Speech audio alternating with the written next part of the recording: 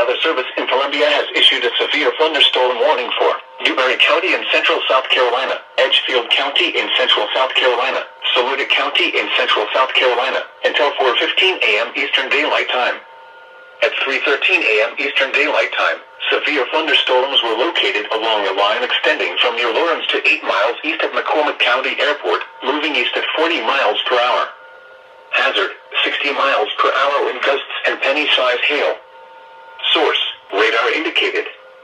Impact, expects damage to roofs, siding, and trees. Locations impacted include Newberry, Batesburg, Leesville, Edgefield, Saluda, Johnston, Whitmire, Prosperity, Ridge Spring, Edgefield County Airport, Fair Island State Park, Saluda County Airport, Newberry College, Newberry County Airport, Blair, Little Mountain, Monetta, Trenton, Pomoria, Silver Street and Ward. For your protection, seek shelter inside a sturdy building and stay away from windows. Persons in campgrounds should seek shelter until these storms pass. Repeating, a severe thunderstorm warning has been issued until 4:15 a.m. Eastern Daylight Time for the following county: Newberry, South Carolina,